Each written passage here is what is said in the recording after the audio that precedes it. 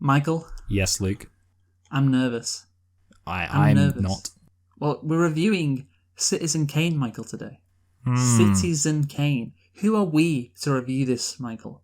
Just a bunch of lowly YouTube review... A bunch of two of us. Yes. Right?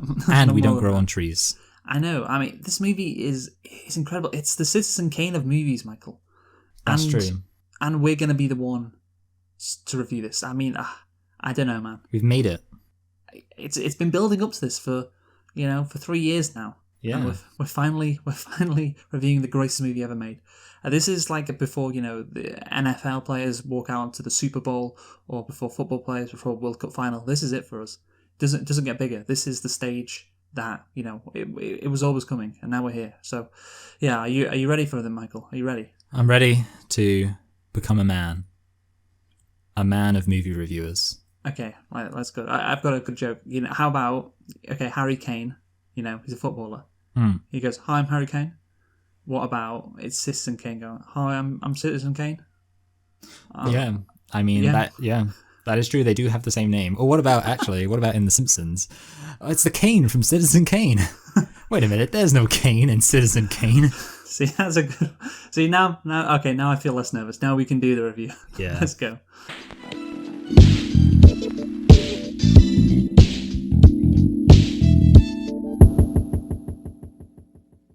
Hello and welcome to Select and Reflect, the movie review podcast where we look at films from the near and distant past, we give them a couple of watches and evaluate them beyond first impressions. I'm your host Michael, and I'm joined as always by my co-host Luke, and this week we are celebrating the 80-year anniversary of some obscure, long-forgotten film, didn't even win Best Picture, called Citizen Kane. So Luke, why don't you tell us a thing or two about Citizen Kane? Sure thing, Michael. Interesting that you talk about not winning Best Picture. Yeah. Because it did win Best Original Screenplay at the Oscars. But for a lot of great movies, that are appreciated over time, that wasn't the case with Citizen Kane. Actually, right out the gates, people loved it. But it didn't achieve the greatest. It's know how green was my valley. No, exactly. But it didn't achieve the greatest movie status that it has among some critics until a few years later. But didn't win Best Picture at the Academy Awards, obviously.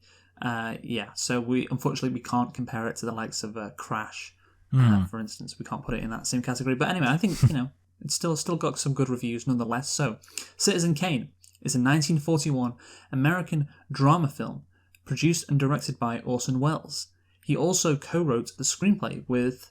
Who did he co-wrote the screenplay with, Michael? Was a whole I do know this one. The Mank guy, Mankiewicz, or whatever his name is.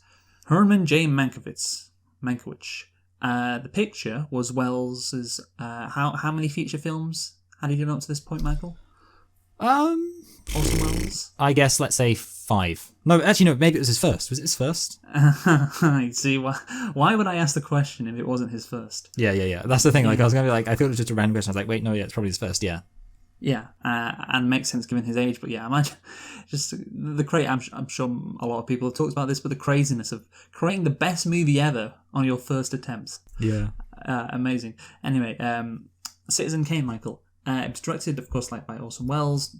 Stars Orson Welles and produced by Orson Welles. Wow, it's like a regular Tommy Wiseau. Regular Tommy Wiseau, exactly. Stars. Yeah, that's interesting. Tommy Wiseau's first ever movie. The worst movie ever. Wow. And Orson Welles the best. It's like the horseshoe theory, really. Yeah, they should make a cut of The Disaster Artist and Mank. They should cut those two films together into an incredibly intersecting masterpiece. Mank isn't about Orson Welles, of course. Yeah. It's about, as the name suggests, Herman J. Mankiewicz. Yeah, that's true, actually. So the movie stars Joseph Cotton, Dorothy Comingore, Everett Sloane, Ray Collins, George Coulouris, Agnes Moorehead, Paul Stewart, Ruth Warwick, Erskine Sanford, and William Allen. The release date was May the 1st, 1941? God, this movie's old. Yeah, it's not the oldest film we've reviewed, though. It is not. Well, it is the Bela Lugosi one. Yeah, Bela Lugosi's White Zombie from 1934? Or was it even 1933? I thought it was 33, but maybe we're wrong on that. But yeah, so 80-year anniversary of this movie. So actually, it was released on September the 5th, 1941 in the United States, nationwide, just on May the 1st, 1941 in the Palace Theatre. So, Michael, Can you tell me what the budget was for Citizen Kane? Okay. So I guess it was maybe 3 million. That's based on nothing. I mean, that's a lot of money, Mike. That's as much It's as a the lot of Opera money back House. then, isn't it? But That's as much as the fucking Opera House cost in the movie. Is that where you got the figure from? actually, no, I didn't get that. But to be honest, like I could see how like to make a whole film, it might cost as much as an opera. No, I don't know. Well, yeah, I would think so. You think about nowadays, for example, how much films cost. You could definitely make an opera house for that amount. Okay, so is that what you're going for? 3 million? Yeah, I mean, obviously, like, Obviously, you know inflation you're stuff. wrong at this stage. Yeah. Yeah, so the actual budget is 839,727. Okay. Yeah. And what was the box office return, Michael, for Citizen Kane? Well, I mean, you've already said that like this film was recognized as good in a way where obviously like, it's not one of those films where people only really care about it now. So maybe it did pretty well. I mean, obviously I'm completely thrown by the fact that I don't really know how much money films were expected to make. But I'm going to guess it made 26 million.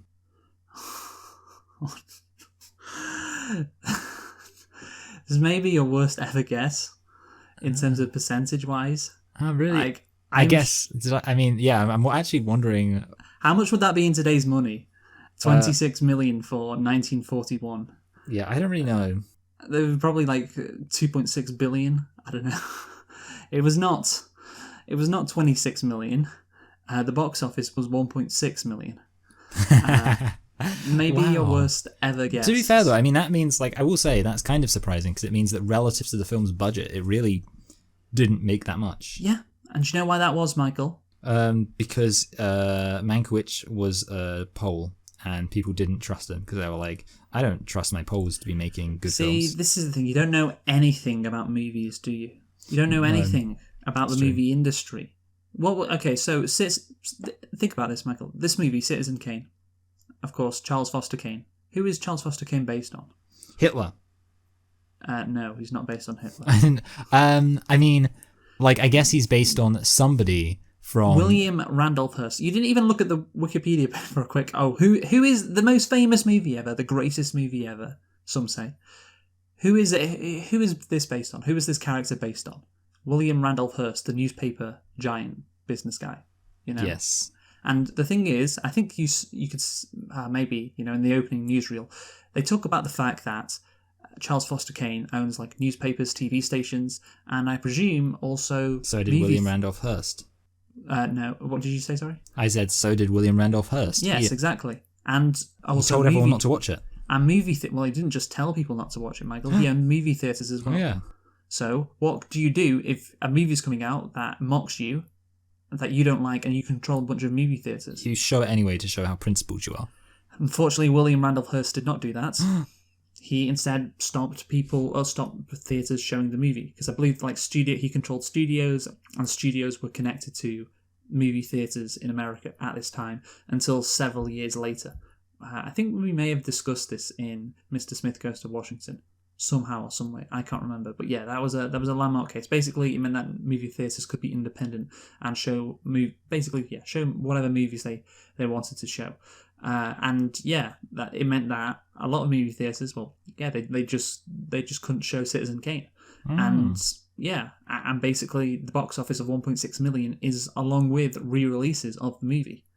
So its initial gross probably wouldn't even be, close to $1.6 million. Maybe it barely broke $1 million. I'm not sure. But yeah, also you have to consider at the time, it didn't do very well at the European box office for some reason. Oh, we were too busy just fighting Hitler.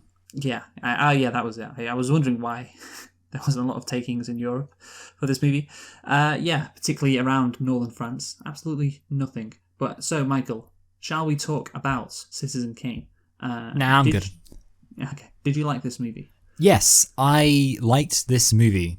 Despite knowing nothing about its background. Yeah, I didn't know anything about its background. I guess actually, maybe I have even more respect for it now. But no, I mean, I think this movie, it is an interesting movie. I think maybe you could argue that in some ways, it is obviously for kind of a different kind of taste. Like there are obviously ways in which it feels kind of antiquated. But overall, I mean, I'd still say this movie is very accessible. It has a lot of interesting kind of lessons, and it's a really interesting kind of exploration of this character. So I really liked it.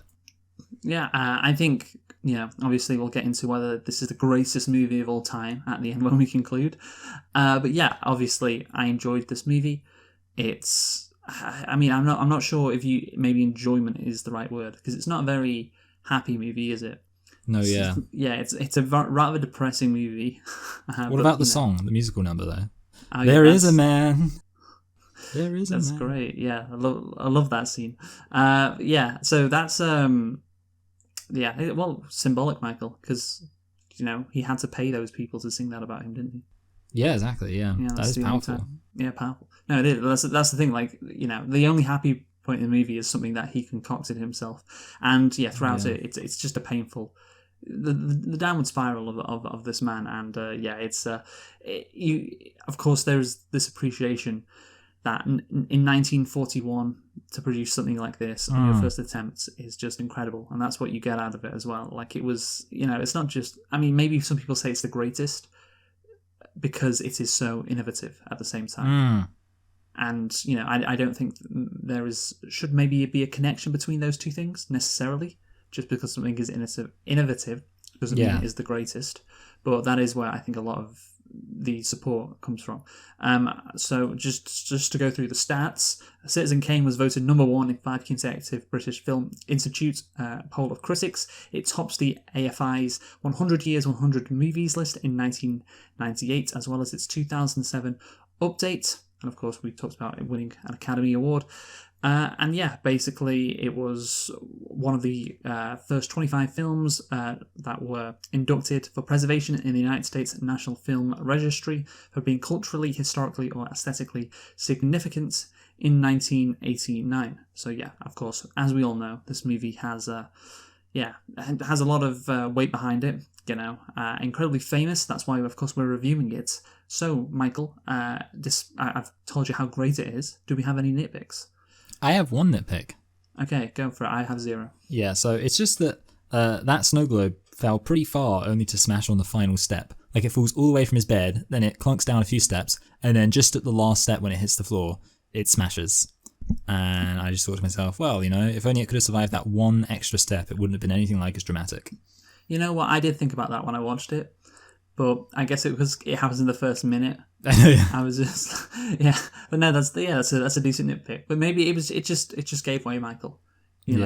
Just maybe in a way it's a bit like a metaphor for his life. He fell so far, but ultimately he only smashed on the final. That makes it sound like I'm talking about his sex life. He only smashed on the final step.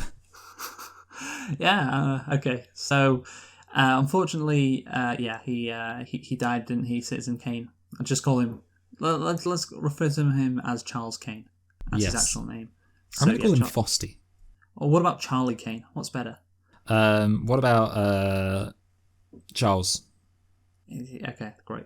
Thank you. That wasn't that good. Yeah, because that's just his regular name. Yeah. Okay. Yeah, Charlie. I think he'd like that. I feel like he'd like to know that we felt ourselves to be his friends. So yeah, we'll say like, oh, good old Charlie, love him. Yeah, what a good old guy. Charlie Kane. Actually, you know what? I spoke about Harry Kane in the cold open. I believe Charlie Kane is his brother, and I know that because his brother was, maybe still is, his agent. And there was a big thing because, of course, Harry Kane tried to move to Man City and over the summer. And basically, Charlie Kane was proven to be a bit of an inept agent because he made Harry Kane, well, he didn't make him, but he agreed like a 6-year contract with Tottenham, meaning that he couldn't get out, and join Man City easily without a humongous fee. And basically, his brother fucked him, and that's why you shouldn't hire your family as agents. So yeah, another failure of a Charlie Kane there. Yeah, it's a cursed name.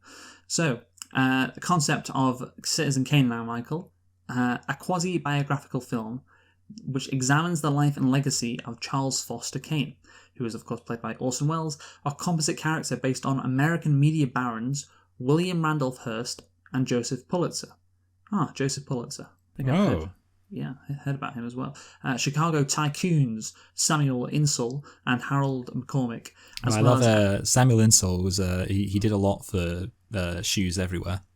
That's great. It's not spelled like that, but that's good nonetheless. As well as aspects of the screenwriter's own lives. So yeah, basically examining this media baron who was again, like William Randolph Hearst, I think is the primary.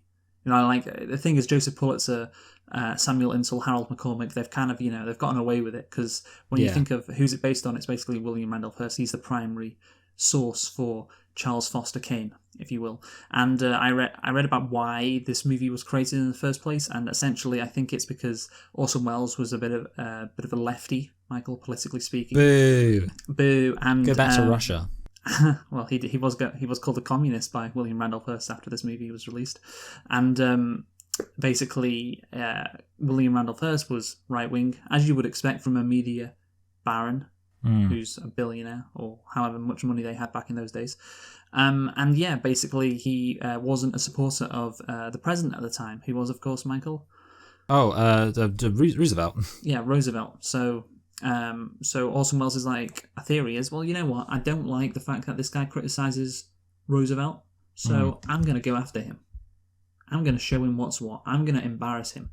And I'm going to embarrass him by making the greatest movie of all time be about his downfall. That's a hell of a way to embarrass someone if you think about it. Yeah, that's true. Although I suppose in a way, like, ultimately they say there's no such thing as bad publicity. And, well, he doesn't really need publicity, does he? That's true, actually, yeah. When you're in media mode, when you make the news. So yeah, you know what? Yeah, that's a pretty solid way to get back at somebody, definitely. Yeah, exactly. I mean, he wasn't even getting back at someone. I doubt. Oh yeah, actually, yeah, that's true. Yeah. Randolph Hearst. Yeah, Randolph Hearst never did anything to him. Yeah, I know. What a dickhead. It's such an inspiring story. But to be fair, yeah, if you can create great art out of something, then go for it. Anyway, so Michael, the plot of this movie, of course, this reporter goes around asking people about Charlie Kane, and they tell him about his life. And he tries to piece together the jigsaw, as he says at the end, in a very literal metaphor. But what one piece is missing, Michael, throughout the movie. One piece is missing.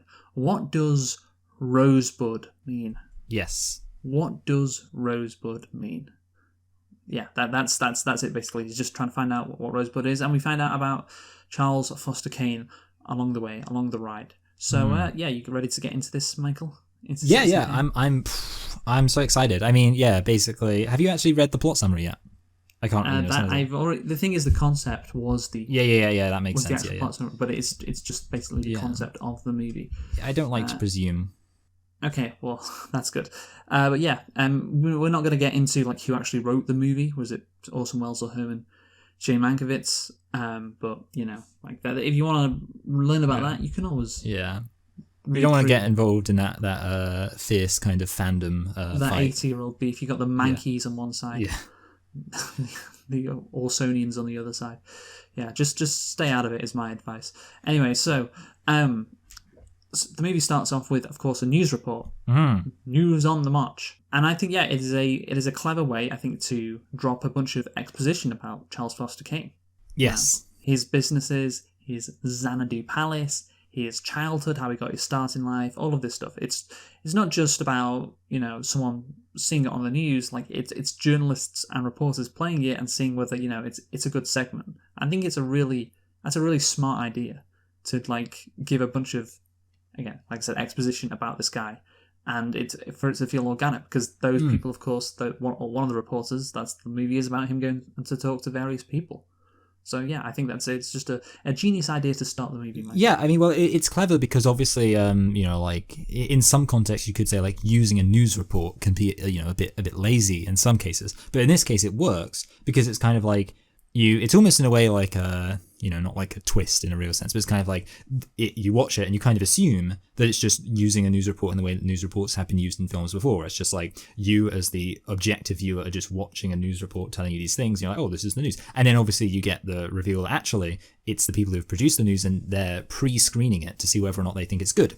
And obviously so you kind of get that aspect of like seeing kind of behind the scenes. And obviously, it works well, of course, with where the plot's eventually going, where it's about trying to find a different angle. And I suppose, also you get that element of, Well, I mean, so broadly speaking, the structure of the film is that, like, I was kind of thinking about this. It definitely has an element which it kind of gets from like a very broad overview to more specific in a way, where obviously like you start off with this very broad overview of his life and then it gets more specific. But it's kind of like in a way, like it's almost like the film says its thesis statement because they're like, this is the overview. This is like what the newspaper says about this man, but what's the real story? And it's kind of like, and that's obviously what the film wants to tell you. So it's kind of like the film's telling you its goal at the beginning. What is the real story of this guy? Absolutely.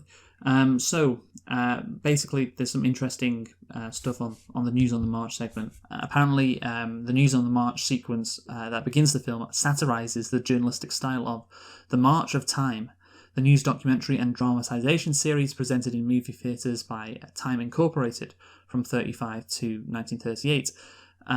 There you go. He's even getting in a couple of jabs, Michael. He's just taking no prisoners, is he? That Orson Welles. I know he isn't. You don't want to piss him off. He had a great line about Rosebud. He was asked about Rosebud, and I think he said it's William Randolph Hearst's. Or where did he get the inspiration for Rosebud? And he was like William Randolph. That's what William Randolph Hearst calls his wife's genitalia. I think that's what he said. That's what Orson Welles said. Yeah, that's what Orson Welles said. I mean, that's actually kind of funny because I was thinking about. Oh wait, hold on, wait. So Orson Welles did say it, but as a joke. Yeah, he did say that. Yeah. As a joke. Yeah, sorry, I thought maybe he was saying that. Yeah, I mean that's kind of funny because I was literally thinking this when I was watching it. So I was thinking like, I'm sure I've heard the term rosebud. You know, I mean it can refer. I don't really get it, but it can refer to a woman's private parts. And I can't believe they knew it back then as well. It was like, he literally, it's not a dick joke, it's a fanny joke.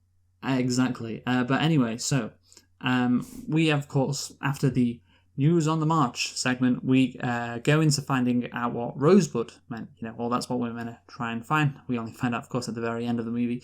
A reporter is sent out to find what it means. I love how it makes sense to recall his life and how it makes sense in the movie, because the structure is great, The reporter, goes out to read books and talk to various people who recall stories of Kane, different chapters of his life, to get a sense of what his life was like. I think that is a great way to structure a narrative. And of course, at the time, it was very innovative as well, Michael, wasn't it? I mean, we'll go into that in a bit, but yeah, I think the structure is really interesting and it's great. What do you think? No, yeah. I mean, that's the thing. I really did. I think like I kind of already said, you get the aspect of like it starts off as kind of like an overview, and then you kind of get more specific into it. And I think it's kind of an interesting thing because obviously like this film is kind of ostensibly about the downfall of this person, and I almost, I don't want to be too film artsy, but you could kind of say that this is my the word I use whenever I'm trying to sound smart. You could say it almost problematizes the idea of like the downfall narrative, in that there's kind of like an aspect of, like a downfall is like usually perceived as like a linear thing where somebody starts off like good and then they end kind of bad. Whereas in this film, it's almost like there is that aspect of it, but there's like another aspect of it. It's almost like the deeper you get into this person's life, the more there's kind of a downfall. Where it's like, you start off with him, like you show how fantastic he was. And like, I mean, the fantastic thing linearly is happening like at the end of his life, like the thing showing how great he was. And then it's kind of like, it's only when you go back through his life by doing the interviews that you actually see all the ways that maybe he wasn't so great and was actually, not only just a kind of not very nice person, but also a very deeply unhappy person. So it's kind of like, like I say, that structure means that the way it functions as a kind of downfall narrative almost serves two purposes, not just showing like the linear progression of his life, but also how we see the real person he was as the film gets more laser focused on his flaws. Yes, yeah, I'm going to go into a bit of detail on this. This is from Wikipedia. So, Citizen Kane rejects the traditional linear chronological narrative and tells Kane's story entirely in flashbacks, using different points of view, many of them from Kane's aged and forgetful associates, the cinematic equivalent of the unreliable narrator in literature. Wells also dispenses with the idea of a single storyteller to use multiple narrators to recount Kane's life, a technique not used previously in Hollywood films. So there you go. Each narrator recounts a different part of Kane's life, with each story overlapping another. The film depicts Kane as an enigma, a complicated man who leaves viewers with more questions than answers, as his character, such as the newsreel footage where he is attacked for being both a communist and a fascist. The technique of flashbacks has been used in earlier films, but no film was as immersed in it as Citizen Kane. So there you go. Very, very, very innovative. And to be fair, movies had been only going for 15 years at this point. Yeah. Films typically had an omniscient perspective at the time, which Marilyn Fabe said gave the audience the illusion that we were looking with impunity into a world which is unaware of our gaze. Citizen Kane also begins in that fashion until the news on the march sequence, after which we, the audience, see the film through the perspectives of others. The news on the march sequence gives an overview of Kane's entire life at the beginning of the film, leaving the audience with the typical suspense of wondering how it will end. Without the typical suspense of wondering how it will end. So we know how it ends, right? He dies, in Xanadu. Instead, the film's repetitions of events compels the audience to analyse and wonder why Kane's life happened the way that it did, under the pretext of finding out what Rosebud means. The film then returns to the omniscient perspective in the final scene, when only the audience discovers what Rosebud is, of course. And of course, we'll talk about that Rosebud reveal at the end. So first off, of course, we go to Thatcher. So this is his financial manager guy. Yeah, not our favourite Thatcher. No, not our favourite Thatcher, no. We discover from reading Thatcher's memoir that, of course, in 1871, gold was discovered through a mining deed belonging to Kane's mother, Mary Kane. She hired Thatcher to establish a trust that would provide for Kane's education and to assume guardianship of him. We find out that he and Thatcher were, of course, at odds with each other. Kane didn't care about making as much money as possible. He was happy to lose $1 million a year. And, owning a newspaper is fun. And we learn from here that Kane's carefree nature, of course, clashed with Thatcher. And again, because this is the thing, we know how this ends. So immediately, scenes like this are so intriguing. Because, given what we know about Xanadu, it's like this palace, and he's so unimaginably wealthy. And he just wants to run a newspaper because it's fun, and he doesn't mind losing $1 million every year. So yeah, it's inherently interesting. What happened? What happened to this guy? That's why how the structure can work so well. Anything else to say about Michael? No, yeah. I mean, obviously, I think it's really good, and also, I mean, this this continues a trend which continues for a while, and I was wondering if it was going to continue throughout the whole film. I think you make an argument that it kind of maybe does, which is that it's kind of each successive story paints Kane in an increasingly negative light. Whereas kind of the newsreel shows him this great guy who did all this stuff and wasn't incredible, and then you get to this story where it's you get an image of him as he's kind of carefree and fun and all that kind of stuff, and still seems pretty good. And then obviously, we'll get into the other stuff later, but I like that aspect as well. It's kind of it already gets into what I was saying about how it's not just a downfall in the sense of his life, but also in the sense of the deeper we probe into his life.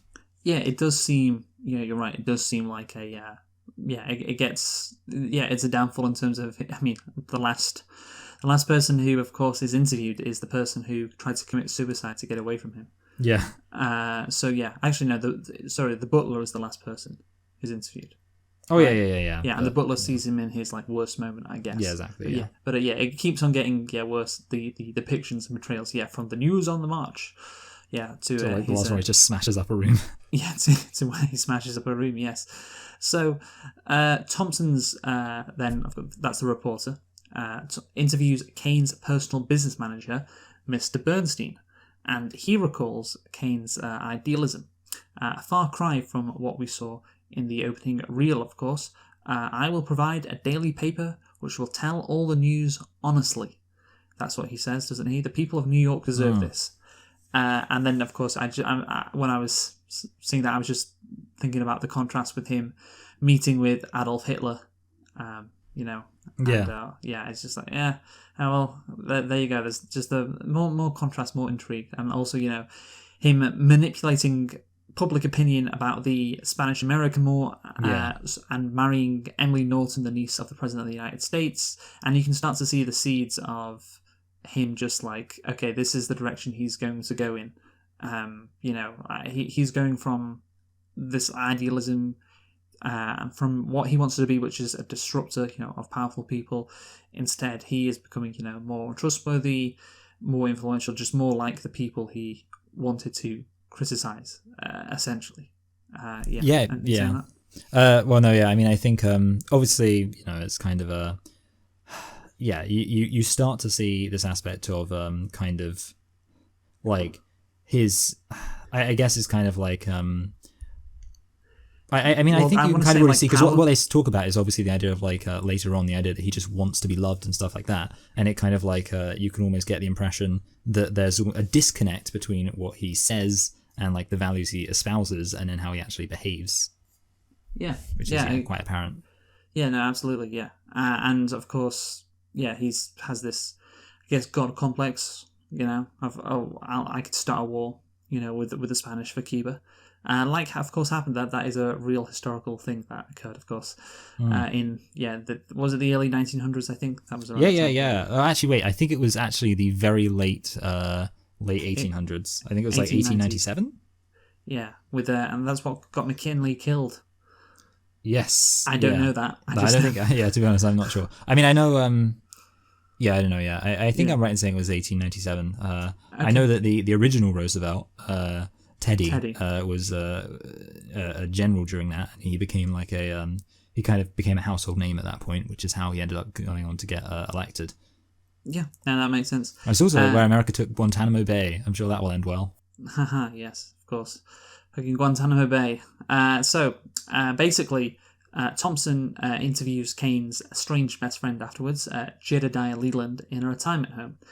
He says Kane wasn't a brutal person, but he did brutal things, which, again, this is, you talked about, like, interviewing people who are, the most sympathetic and then the least sympathetic. This is, like, in between. He's like, he wasn't brutal, he just did brutal things. It's like, I don't know how you would say he's not brutal, trying to be at, like, a halfway house there. Yeah, I mean, I think, like, I guess maybe it kind of plays into, like, the idea of what I kind of already said about how, like, there's a contradiction between who he claims to be and how he acts. So I guess this person's saying like, well, he was still the guy who, wrote the principles and was like, he still had all of these good principles, but he just, in his actions, he just unfortunately, fell to the wayside a bit.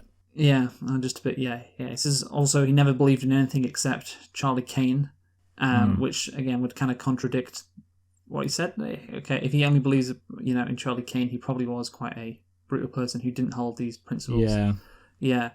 This is the part where you see fully the transition to the Charles Kane he ends up being.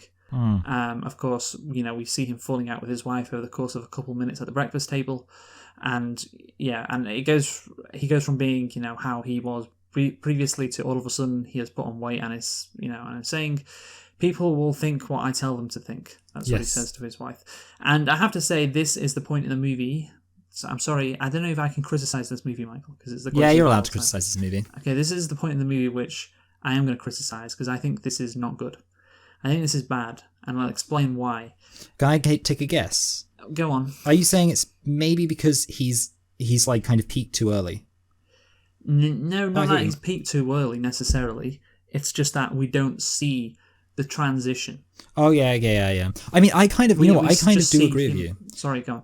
Sorry, well, what I was going to say, and this is going to be a related thing, is that I don't really think like we see him be a good person for that long as well, like is kind of another thing, because I was like, that's what I wrote down when I was kind of reflecting on it. I was like, it kind of seems like he was the basic, the guy he was at the end of the film for much longer than he was anything else. And yeah, so I mean, this is kind of a related thing, the fact that you don't see him be like, I mean, I agree with you, don't see the transition, and also I don't think you even see him be like a good person for that long, for a kind of like downfall sort of story. Yeah, no, absolutely. I can see that as a criticism. Yeah, he's like kind of bad. So yeah, you don't see the goodness enough. But and that's a good point. Yeah. But my issue with this is it does feel like he's like, of course, it's a good montage with him, like showing him getting worse over time with a worse relationship with his wife until he says, people will think what I tell them to think. But I think it would be much better if we are shown, there's a defining event in his life that makes Kane say something like that and become like this. Because, there's a clear difference between early Kane and this Kane he has now become sitting at the dinner table. And it's like, the passage of time. He's just ended up like this, I guess.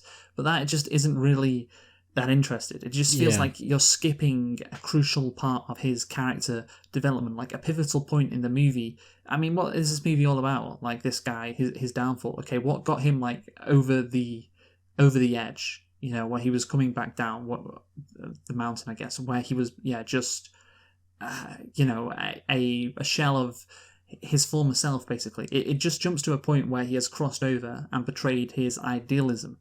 And I just wish, of course, they wanted to do the montage of him with his wife, but I just wish, like, of course, he's talking to Leland. Leland recalls a specific point, like a specific time in his life, where he had to make a choice whether, I don't know, to stick to his principles or not to stick to his principles. But if he stuck to his principles, he'd lose out in some way.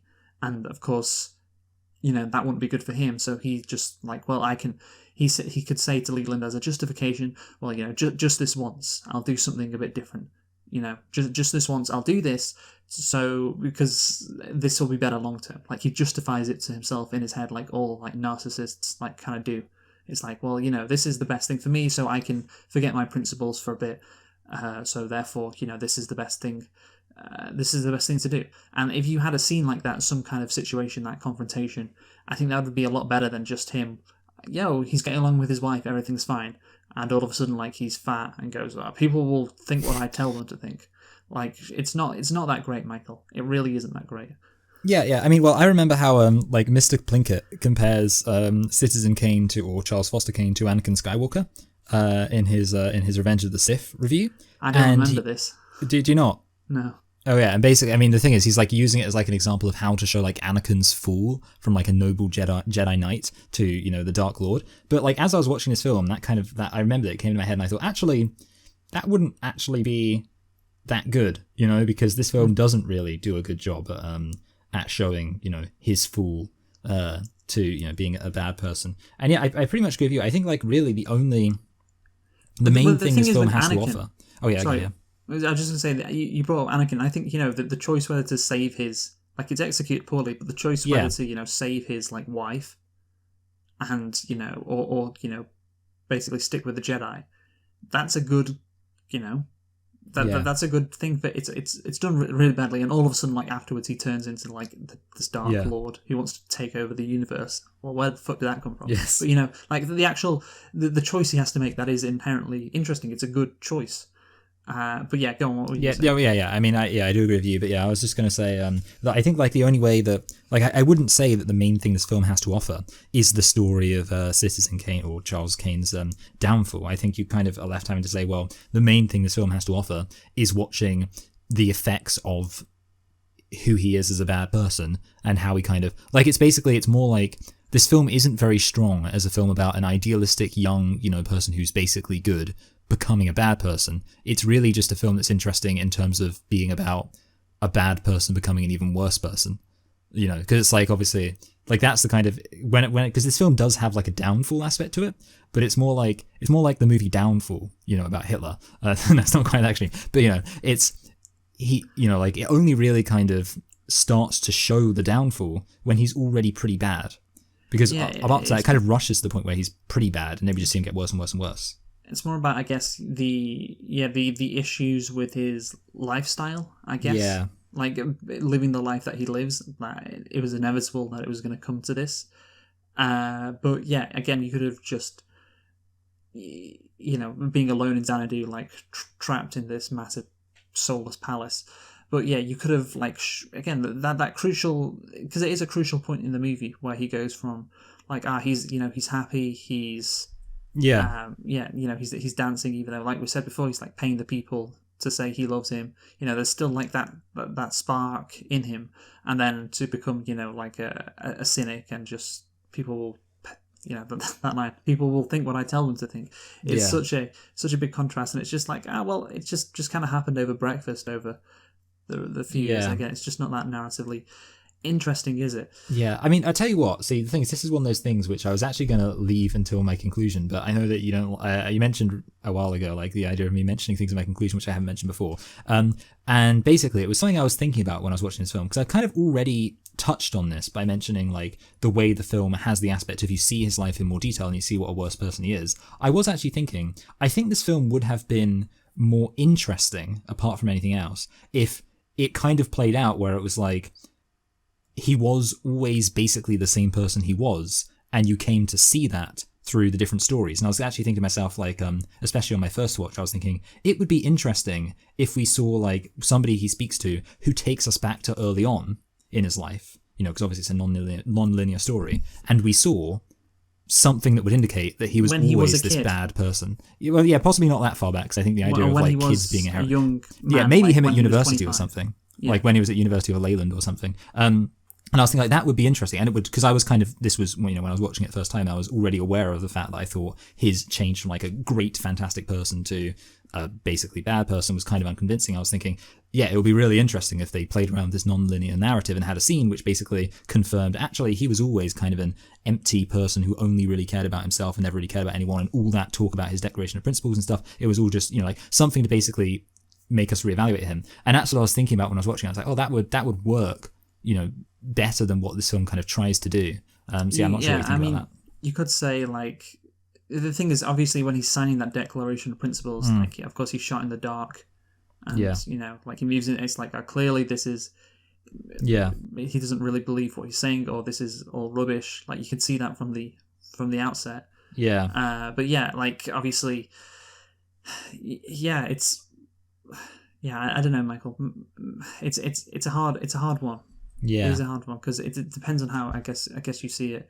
Yeah, if you wanted it to be like, oh, he was always like this and he was just like faking it, or no, he was really like this, but that was just like, it was a it was a foreshadowing with him being literally in the shadow. Like is it a question of it's foreshadowing, or is it a question of, oh no, already at this point he's lying. He's lying to himself. He's lying to everybody. Which is it? Yeah. Well, it depends on what direction what path you want to go down with that.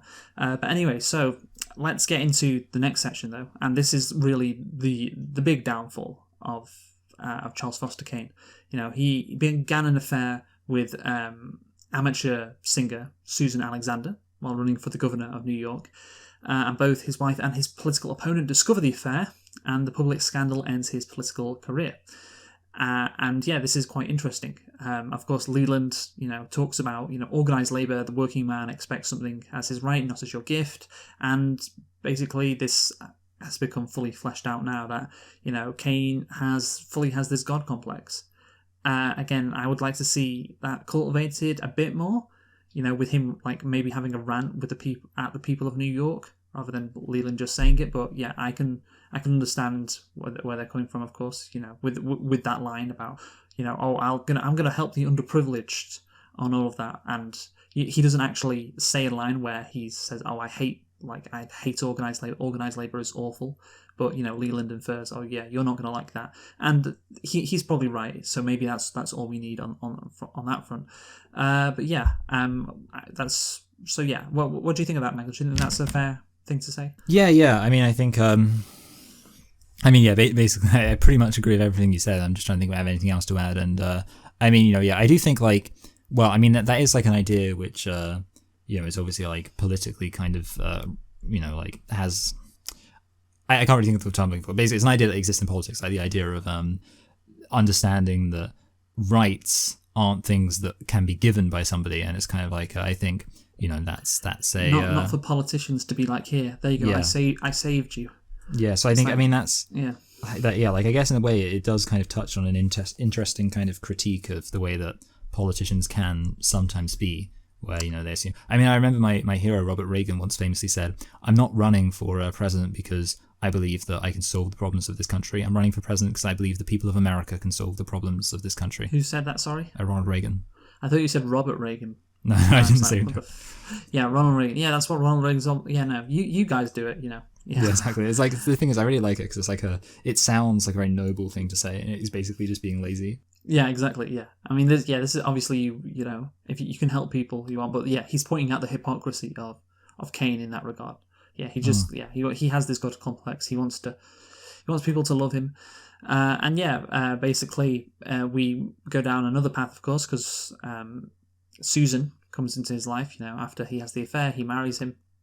Or she marries him, and he forces her into a humiliating operatic career, Yes. for which she neither had the talents nor the ambition. You know, he builds a large opera house for her, and of course, after Leland began to write a negative review of Susan's opera debut, Kane fired him but finished the negative review and printed it. And I do love this scene because I love that this is something that Kane would do. You know, it is. What does Leland say? He says it was to prove he was honest or whatever. Yeah.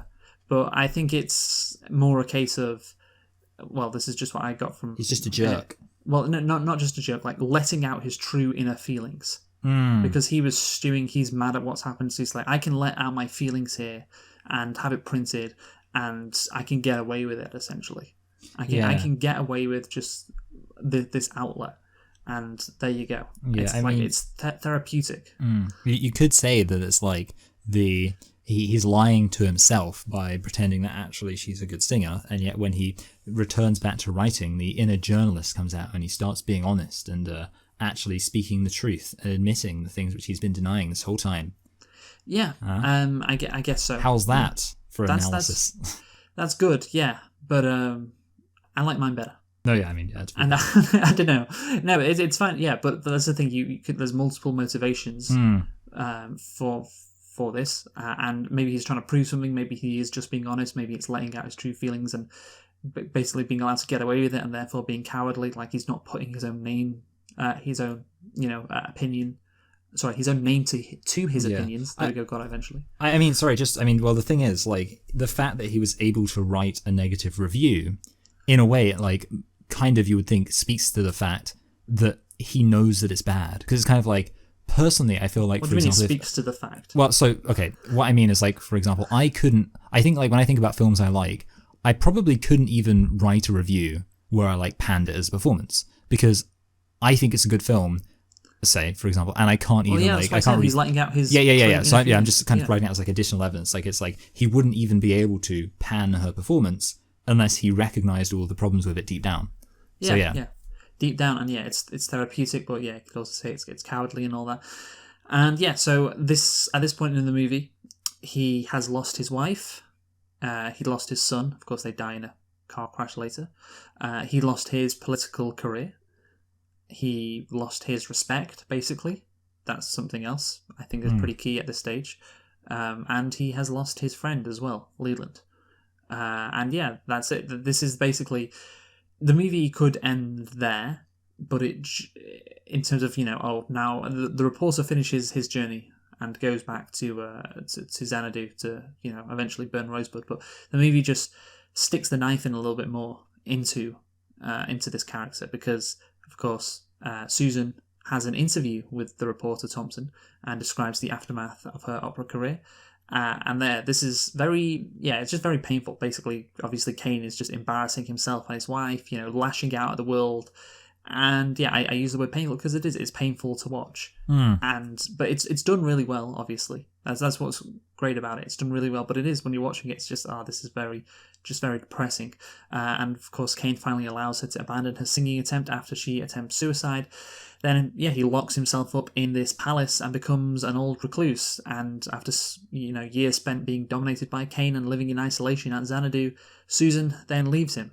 Basically that's the ultimate end for this guy. He just basically ends up...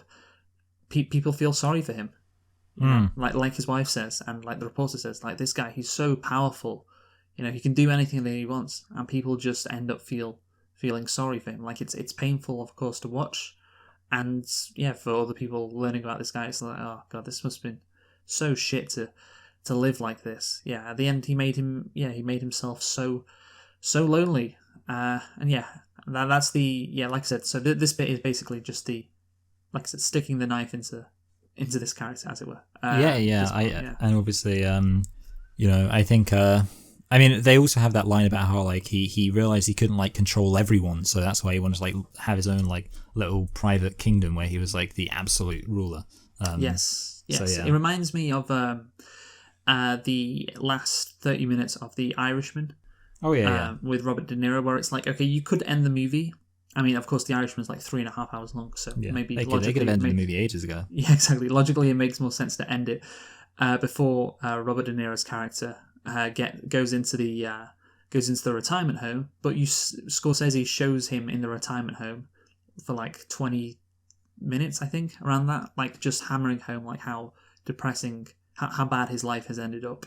And this is kind of the same as Xanadu. Of course, it's like it's important, I guess, as well. It's more necessary to the story than Robert De Niro in the retirement home at The Irishman, but it's still the same concept of just like, look at how bad things are. You're going to live with him for however long the time period passed in the movie, just to show how bad it is for him, how awful his life actually is. Then of course we get a nice story from Kane's butler, who is called Raymond Michael.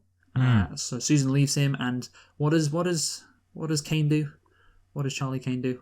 Oh, he trashes the room.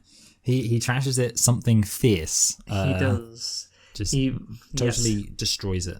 Absolutely iconic. And how can you not enjoy a good room smashing scene?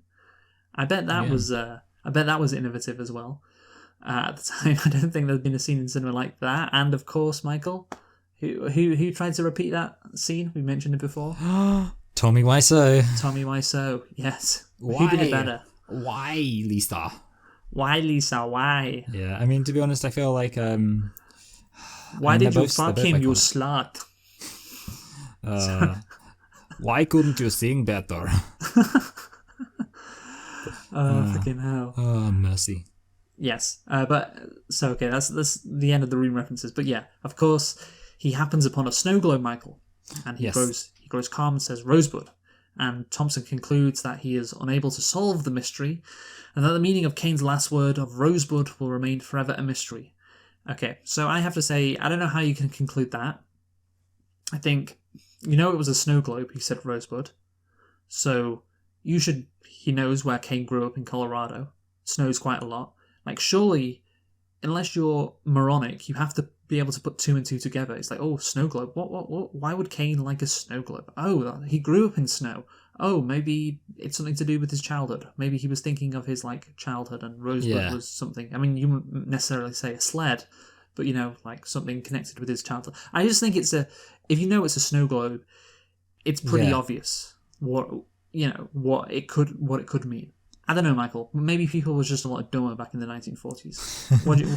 No, yeah. I mean, well, to be fair, it's entirely reasonable that the butler wouldn't really know about it.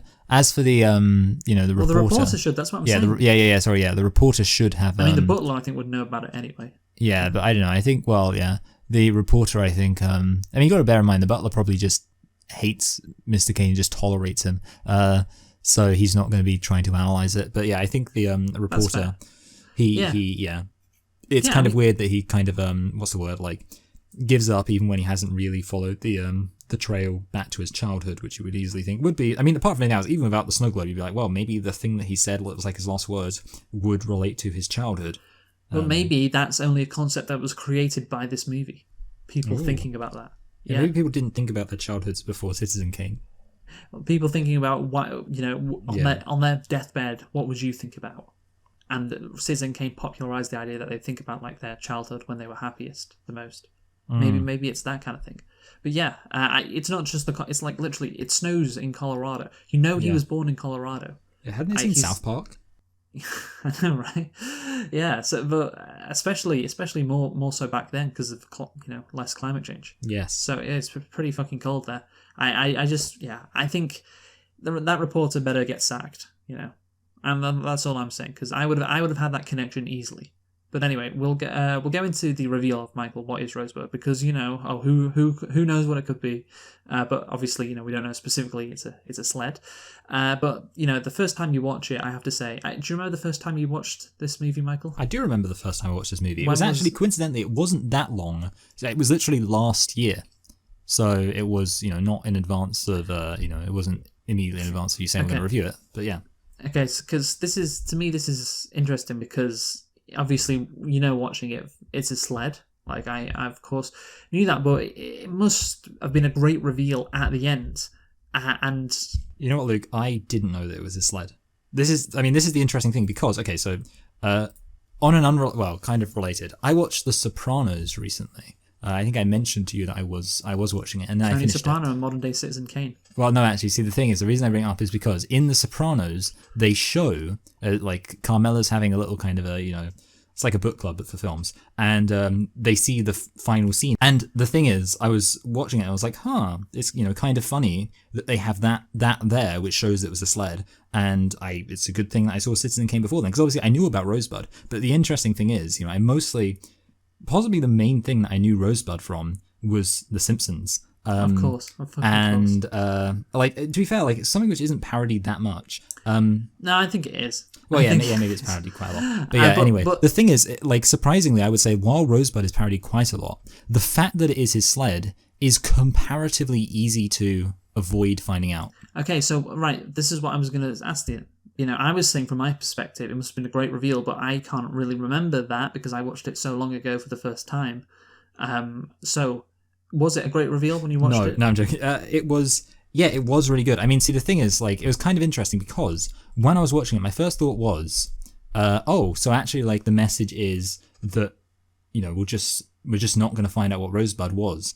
And I was like, that's kind of clever to have that. And then it was like, okay, we do find out what Rosebud was, but no one else does. And I was like, okay, that's pretty good too. The thing is, I remember, apart from anything else, it's not just a reveal, but I also remember like watching it being like wondering what Rosebud would be. And the whole time I was actually thinking Rosebud would be a woman that he knew. Which, in hindsight seems like kind of just an obvious thing. But I was like, yeah, Rosebud, it'll be a woman. Like he'll at the end he'll find a woman that gets it's not really a woman loved. Because the reporters suggest, it's a woman. Yeah, I know. Yeah. From that, well, obviously it's not going to be because that would spoil it. Yeah, I just didn't think they'd learned that yet in films. I didn't think they'd learned how to not spoil things. Anyway, but yeah. So I was interested in kind of working out what it would be. Not working out because obviously you can't really predict it. And then when I found out, I was like, oh yeah, that's a good reveal. I actually really enjoyed it as a reveal. I thought it was nice. And, it was his old sled. Actually, you know what? I think I remember the first time I watched it. I just had it in memory, and I think I was thinking, is that a chair? That's what I thought, and I had to go onto Wikipedia. I didn't realize it was a sled. You know what? See, now you're mentioning it, I almost feel like I was a bit confused at first. But I don't think I had to go onto Wikipedia. I think at first I was like... I was just like, well, why the fuck is that a chair? What? Why would a chair be... But it's just like, it makes sense because that's what he was playing with at the beginning of the movie. Now it's all wrapped up in a nice little package. You understand what he was yearning for his entire life, what he was trying to chase. Yeah. A feeling of happiness. I think it works because, like, obviously, I was saying, like, I was, like, kind of preemptively impressed by the thought that maybe the film was even going to be so ballsy as to not even tell us what Rosebud was. No, I think it's better. Yeah. I think this is better. It's good that no one else knows, in the movie, of course. And it's a very powerful ending. I think that's the word I'd use to describe. Yeah, because it all comes. It's something like a crashing wave of like knowledge about this guy. Like it's not all revealed like who he is in that one word, but it gets to a lot of like his, I guess, pathology can be understood by the fact that that's the last words that he uttered about what he always wanted to. Basically, he was just chasing throughout his life that happiness that he had when he was back in Colorado, that childhood innocence, and that leads us on, Michael, I think, to the theme. Yes, that we can talk about, because of course that is essentially what the theme is. Like he's hugely successful, this guy, but he isn't happy. You can't buy happiness, Michael. Yeah. You can't buy happiness. I don't care too much for money, because money can't buy me love. What would Orson Welles make of that meme about, you say you can't buy happiness, but I've never seen someone sobbing in a Ferrari? Yeah. What would he make of that? He'd probably say, I've never seen someone sobbing in a sled. Okay. Yeah, that's a good point, actually. No, yeah. You never see anybody going down a big hill on a sled going, woo! You've never seen someone sobbing in a sled. No, there you go. Perfect. That is this movie. You could, I can imagine somebody sobbing in a Ferrari. You're never sobbing in a sled. And yeah, this guy, he had so much regret in his life. Even you think about it, even when he was going for governor, in the midst of his campaign, when he meets Susan, Michael, what was he trying to do? He was trying to recapture his youth. Well, yeah, because he was going to... Sorry? Sorry, I was wondering if you were going to say, if you were going to correct me. No, but you remember what he was going to see, right? When he was covered in mud, you mean? Yeah. You know what? I'm actually embarrassed to say that I can't...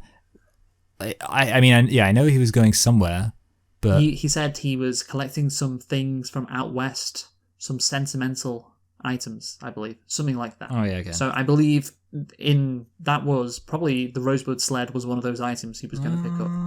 Wow. See, it was kind of interesting because I was looking at like kind of references to the sled or like kind of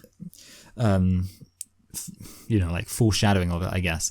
And I didn't even pick up on that, to be honest. Well, yeah, but that's what I thought about it after I finished it. I was like, oh yeah, even when he was like going for the governor of New York, like he was still like, I guess, unhappy. The fact that he called for those things that he probably could have gotten any time, and he's like, right now, I'm on the precipice of becoming the governor of this state, launching my career to be president of the United States one day, and I still have this emptiness inside of me. That's that just shows like, you can't buy happiness, and you can't fill it up with positions and rankings and so on and so forth. The movie's message is that the pursuit of success is ultimately futile. Yeah, it's Luke, not about the success. Sorry, I was just going to say, I just thought of something even more incredible. So how I was saying, like, the idea of, like, as the film goes on, you slowly see how actually he's, like, a bad guy until, like, in the final scene, well, in the penultimate scene, let's say, you see him, like I said, kind of at university maybe, and there's something to reveal that he was always a bad guy. What about, even more insane, at the end, with the Rosebud reveal, you actually discover that, like, in a way, he wasn't always a bad guy, and deep down, he did actually always care about his past and, like, pleasure the simple things, but we just never saw it. Yeah. Mm-hmm. It's like a twist upon a twist. Yeah, I guess so. Yeah, I guess so. Well, that's the thing. Like, we talk about him being like a bad guy, but he's not really like, a bad guy. Again, my opinion is that he's been infected with this lifestyle. Yeah. Like, and he thinks the only way to basically make himself happy is to go after success, and therefore he becomes bad because of this. Because of the unresolved issues that he has in his childhood, I guess. I wish when you are dying for simpler times is common, but yeah, I think the fact that he was lonely his entire life, obviously. When you think about when he a nice symbolic thing is when Thatcher comes to take him away from his house. What does he hits Thatcher with a sled, doesn't he? Yes. And attempts to run away. Like, yeah, he was infected with this life. Like, he didn't really want it, and he didn't want to be dragged away from his mother either. And that could, of course, explain why he was always looking to be loved, because he's like, well, why did my mother send me off to live with somebody else? Did she not like love me? Maybe that was, again, something like that. Maybe it's a bit of a stretch, but I don't know if it is true. If it is what Orson Welles was going for, I'd like to see a scene that spells it out a bit more. Because as far as I'm concerned, saying that might seem like a stretch, because he never really mentions his mum apart from his mum is only in the first scene, I believe. I don't think she's mentioned. Is she mentioned at all throughout the rest of the movie? I'm not sure. No, yeah, that would be another thing. Yeah, because obviously, I mean, apart from anything else, we all know all psychology begins and ends with mother issues. Yeah, I mean, yeah, or just the fact that he wasn't loved. Yeah. Basically, yeah. Well, yeah, he just didn't feel like he was loved, and yeah, he was thrust into this life where it's like, okay, well, I guess I have to be a successful person then. That'll make me happy, right? That makes sense logically, but it never did it, Michael? It never did, and yeah, it is. That's the thing. It is an ultimate tragedy for a person, which we'll get onto in a bit. But I just want to go back to basically how this idea was created. So Wells credited Rosebud to Mankiewicz, Biographer Richard Merriman wrote that the symbol of Mankiewicz' own damaged childhood was his treasured bicycle, stolen when he visited the public library and not replaced by his family as punishment. He regards it as the prototype of Charles Foster Kane's sled. In his 2015 Wells biography, Patrick McGilligan reported that Mankiewicz himself stated that the word rosebud was taken from the name of a famous racehorse, which he bet on in the 1914 Kentucky Derby, which he won. McGilligan wrote, Old Rosebud symbolised his lost youth and the break with his family. And so, again, you can just put that into this movie. Yeah, so the sled symbolises his lost youth that he yearns for, and the break with his family as well. And basically Mankiewicz said as well, I had undergone a psychoanalysis, and Rosebud, under circumstances slightly resembling the circumstances in Citizen Kane, played a prominent part. So yeah, it's childhood. I don't know. Is trauma the right word, Michael?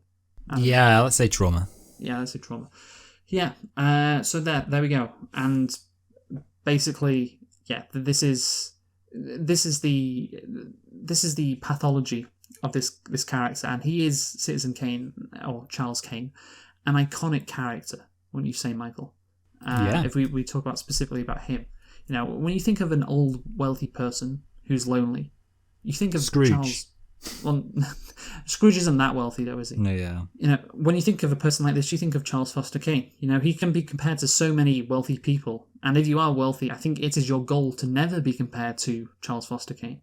Because there's nothing worse in life than having no meaning and everything being hollow and you being alone. Especially if you're rich, because it means you've wasted your life. It was a pointless endeavour getting this wealthy, because it means absolutely nothing, and that must hurt and be, cause more pain than anything else in the world. So yeah. Anything to say on his character, Michael?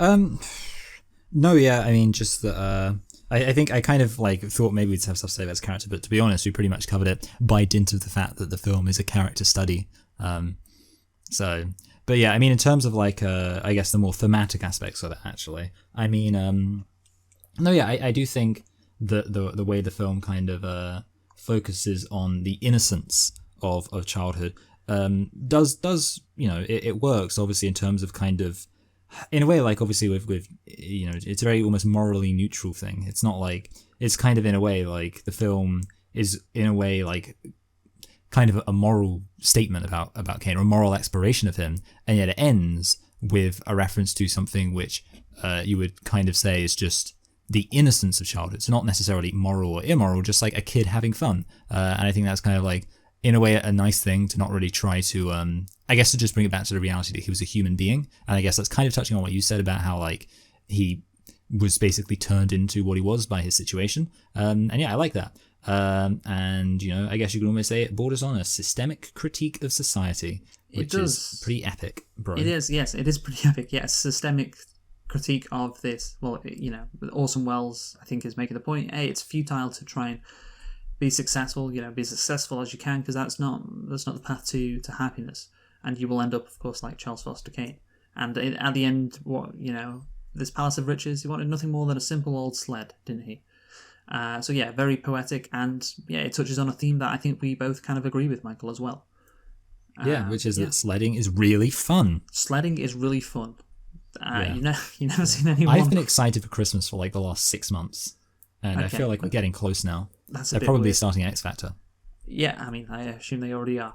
Anyway, so let's talk about the political stuff with this movie, because there is quite a bit of this. So Laura Mulvey explored the anti-fascist themes of Citizen Kane. The News on the March newsreel presents Kane keeping company with Hitler and other dictators, while he smugly assures the public that there will be no war. She wrote that the film reflects the battle between intervention and isolationism, then being waged in the United States. The film was released 6 months before the attack on Pearl Harbor, while President Franklin D. Roosevelt was labouring to win public opinion for entering World War II. In the rhetoric of Citizen Kane, Mulvey writes, the destiny of isolationism is realised in metaphor, in Kane's own fate, dying wealthy and lonely, surrounded by the detritus of European culture and history. Detritus? Yeah, detritus. I do know, detritus. Yeah. Yeah, so basically Citizen Kane is why America should intervene in the world. It's why we should have gone into Afghanistan. Well, yeah, that's true. Yeah. Nowadays, Citizen Kane would be all like, "Hey, you know what? The Taliban will be very pro-women," when really we know they won't be, and that's why we need to stop them. Yes, exactly. Yeah. Yeah, anyway, journalist Ignacio Romanet has cited the film, and basically that point from Laura Mulvey, I don't really agree with too much. I think why Kane keeping company with Hitler and smugly assures the public there'll be no war, that's just him basically being wrong, like being kind of arrogant in a way. Yeah, basically being arrogant, being like a know-it-all. Yeah, exactly. And having no principles as well, which is pretty key. No principles if you're hanging out with Hitler. Journalist Ignacio Ramanet has cited the film as an early example of mass media manipulation of public opinion and power that media conglomerates have on influencing the democratic process. He believes that this early example of media mogul influencing politics is outdated, and today there are media groups with the power of 1,000 Citizen Kanes. Media mogul Rupert Murdoch, there we go, I got it eventually, is sometimes labelled as a latter-day Citizen Kane. Yes, I think you can definitely see that. And that's another theme I got from today. It's like, you've got yellow journalism, of course, surrounding Cuba. Yellow journalism, that's a specific name for, like, a style of journalism in America. That's just journalism in the UK. Yellow journalism. That's just journalism in the UK. That's just, the tabloids, the Daily Mail or the Daily Express or the Sun or even the Mirror or the Daily Star. Pick one, Michael. Even like the Telegraph. Even that. Like it's all yellow journalism. And of course Rupert Murdoch owns the Sun and the Sunday Times and just the Times, I think it's called, or whatever. So yeah, basically, Michael, Murdoch, as a latter-day Citizen Kane, that makes sense. I think of about what's the name of Chomsky's phrase that he likes to say? Isn't it like a manufactured consent? Yes, and was there? I mean, we're having the 20-year anniversary of 9/11 recently. A lot of manufactured consent towards the Iraq War in a lot of Murdoch papers. Yeah, people will think what I tell them to think. Yeah, exactly, and just history repeating itself with. I mean, obviously, Citizen Kane is a made-up character, but it's repeating itself with Rupert Murdoch, and will until the end of time, because mass media manipulation of public opinion, unfortunately, works. Comparisons have been made between the career and character of who else, Michael, and Charles Foster Kane? Donald Trump. Yes, Donald Trump. Well done. And Citizen Kane is reported to be one of Trump's favourite films. Oh wow! Yeah. And biographer Tim O'Brien has said Trump is fascinated by and identifies with Kane. So, yeah. This is like when Boris Johnson said his favourite film is The Godfather. Or said he wants to be like the mayor in Jaws, who just lets people go to the beach. Yeah. I think that's better. It's like, well, the mayor's the bad guy, right? You know that. And it's like, it's not good if you're Charles Foster Kane, right? You're right. Maybe he's just like, I love how he builds his Xanadu. It's so great. I wanted that at Mar-a-Lago, with all the statues. So cool. Like, the rooms are so big, he can barely hear his wife. I want rooms as big as that. So that's my Trump impression. But yeah, that's the thing. I think with Trump, like, I just imagine he's too emotionally dumb to get Citizen Kane. Yeah. Like, he'd just be like, oh, he's so cool. And, he's a New Yorker like me. Like, I'm a New Yorker, I don't know. It's just if Donald Trump truly did identify with Citizen Kane, I'd imagine he'd like change who he is if it's one of his favorite movies, and he's like, I'm not going to become Citizen Kane. I'm not going to have like a garish place where I live down in Florida or even in New York in an all gold apartment, and just basically try to be loved by my legions of fans, and that's the only love I can get when they come to my rallies. But they don't actually love me, of course. It's fake, and I hate them, which he does. Just like Citizen Kane hates, actually, or doesn't like the people of New York who he purports to love. The similarities are there, Michael, but it's just, again, my only conclusion from that is Trump's just too dumb to get the message, which wouldn't be surprising. That's the only thing that makes sense. But yeah, basically this whole thing about the political element. Yeah, what does he say? If I weren't rich, I would be a pretty great man. Yeah. That's what he says, and it goes. And I think that is a key line in the movie because, rich people corrupt the world, and being wealthy corrupts people. It corrupted Charles Kane. He could be a pretty great man if he wasn't rich, but this lifestyle just infects you and it kills you and it makes you do bad things because this is the only thing you can do because you're trapped in this world. And of course, literally at the end, he comes fully trapped in Xanadu. Anything to say on that, Michael? No, yeah. I mean, again, I think it kind of gets into the systemic critique aspect, and obviously the fact that that it's the system creates men like this. I mean, I will say actually, like, you have to wonder if I mean, this is kind of just I guess like disagreement with maybe what this film is implying, which is I would probably say that it's more the case actually that the system allows for people like this to get to the top, or kind of like encourages people like this to get to the top, rather than, but it's probably more like it's like a chicken egg thing where it's like 50% of it is the people have to be a bit kind of crazy sociopathic already in order to succeed in the system, but then in turn the system makes people more kind of like sociopathic.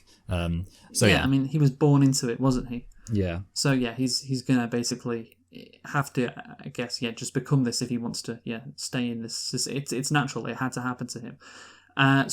Basically, obviously, I like the line about candidate Kane found in love nest with quote singer. This is what Leland's telling the journalist, and Kane was going to take the quotes off that singer, and he was disappointed in the world, so he built his own. Again, stuff you just hear about, like billionaires doing like crazy, stupid shit for just their ego.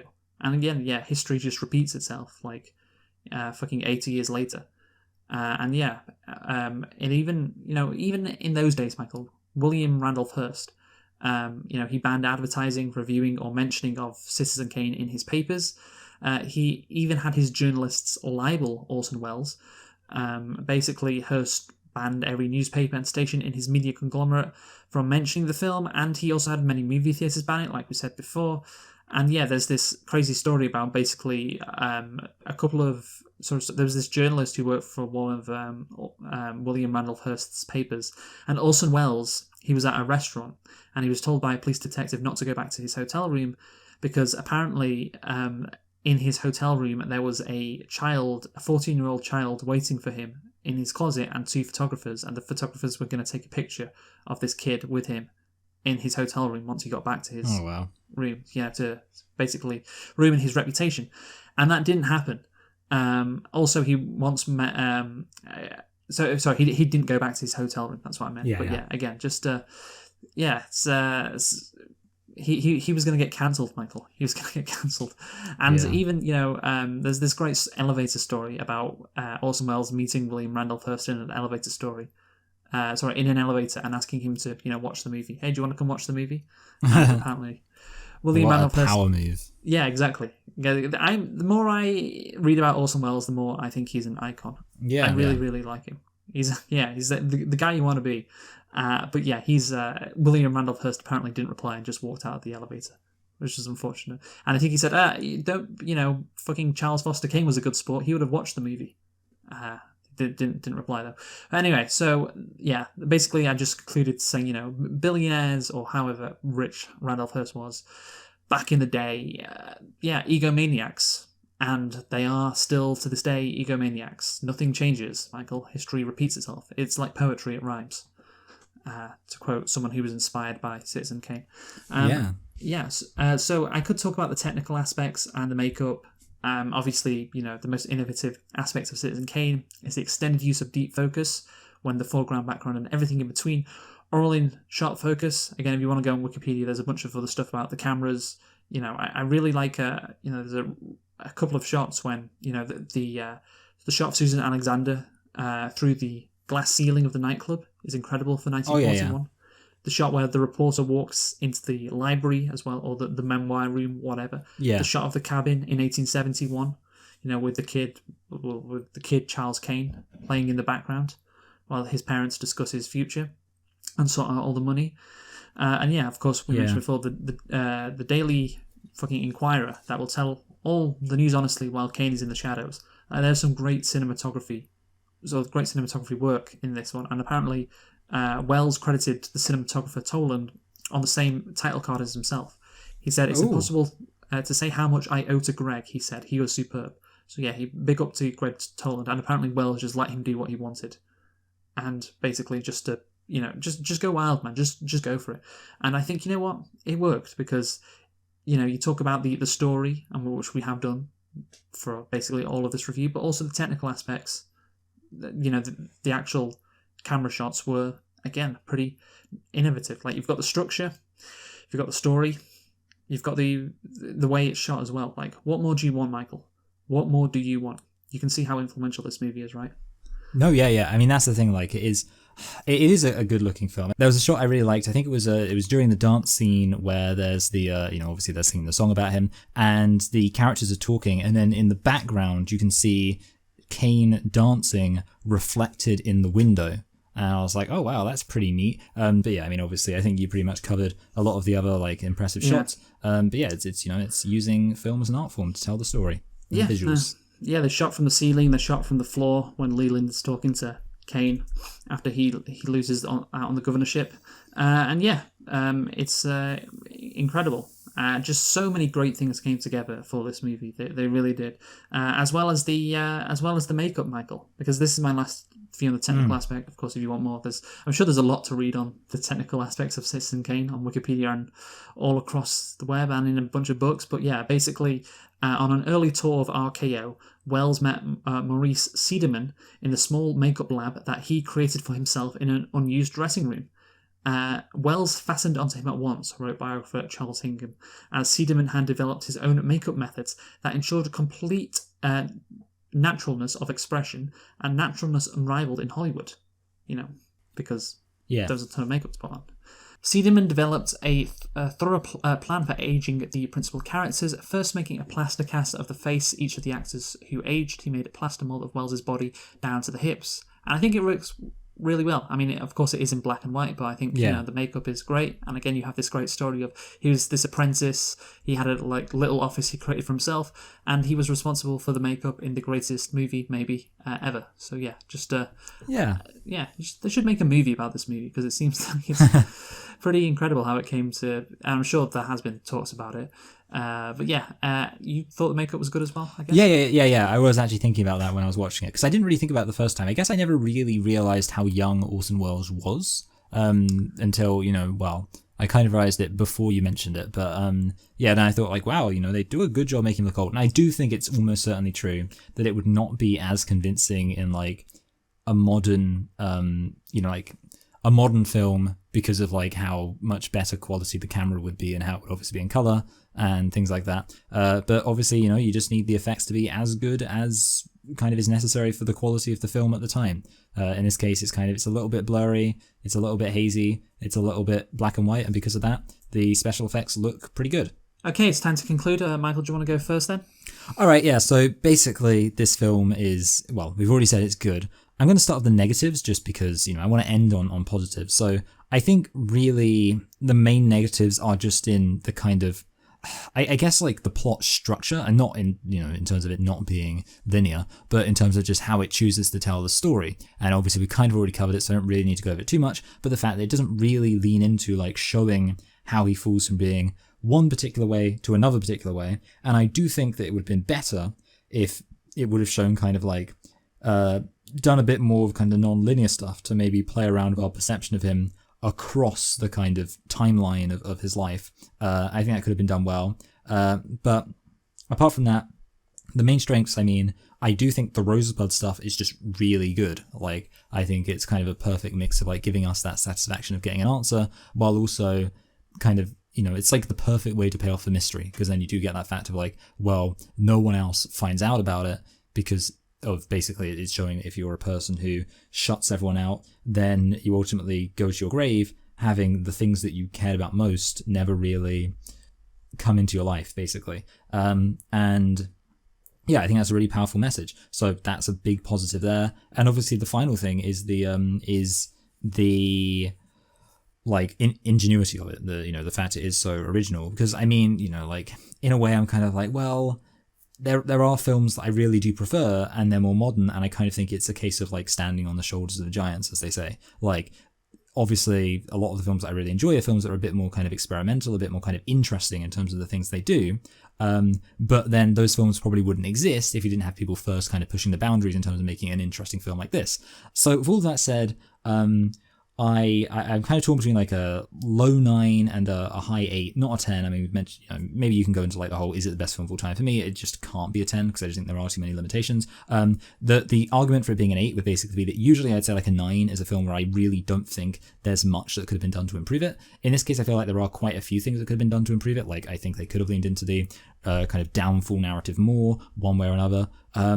But then, obviously, this film's got a lot of positive kind of compensating factors of the fact, like I say, the legacy and all that kind of stuff. So, based on that, I am actually going to give it a low 9. So there we go. Because, if I'm not going to rate the best film of all time a 10, I should at least rate it a 9. But a low 9. That's my opinion.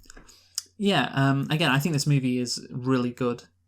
Disappointed. I think we didn't see a better piece of character development. I'm fine with the plot structure, just, you need to execute it better. If you could have an important scene showing him throwing his, Charles Kane's, throwing his principles away and saying to Leland, just this once, just because I need to, and eventually it becomes a pattern and falls into this, cycle of just doing things, because it'll mean better things for him, and that is, of course, I think would have been more impactful than just he's suddenly a different person now. He suddenly had this character arc which just has jumped from one point to another, skipping, which again is what I think is a pretty important piece of of the movie, considering that's what this movie mainly is about, like his character arc. So to skip that, I'm sorry, that ain't great.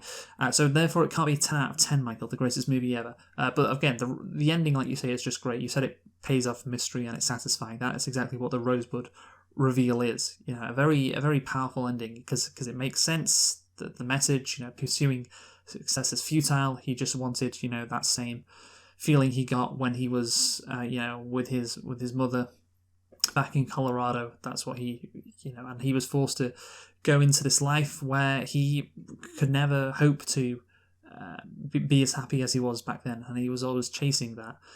It's like I said, it's pretty powerful. It makes sense, and it's a message that you and I think, we both agree with. So it's very good. We do like all of that, and of course the comparison to modern day billionaires is doing stupid, crazy shit. Yeah, just for their own ego. Yeah, things keep happening as they always have done. So yeah, I do think, it came out in 1941, but it's still very relevant to this day, sadly. So yeah, I am going to give this exactly the same rating as you, Michael. I'm going to give it a 9 out of 10. Of course, you can talk about it, how innovative it is, how influential it is. Doesn't really affect my rating, but it has to be noted. So yeah, 9 out of 10 for Citizen Kane. A really good movie. Really, really great movie, Michael, in fact. So that's what we reviewed this week. What are we reviewing next week, Michael? Well, I mean, obviously it would be inappropriate to kind of remake Citizen Kane. It's such a classic. But I think with the film we're going to be reviewing next week, they certainly came close. We will be reviewing Music, the film by Sia, celebrating the 0-year anniversary of that. Yes, the film Music, which came out this year, and we don't often do movies that came out this year. We do movies that have come out a few years ago because of a sequel or because of an anniversary, like Citizen Kane, of course, 80 years. But I think we can make an exception for Music because of how dramatic it is, shall we say? So yes, from Citizen Kane to Music. Join us next week for that. But we have been selecting and reflecting on Citizen Kane, Michael. Join us next week for Music. Who have you been? I've been Michael. I've been Luke, and thanks for listening, and goodbye. Goodbye.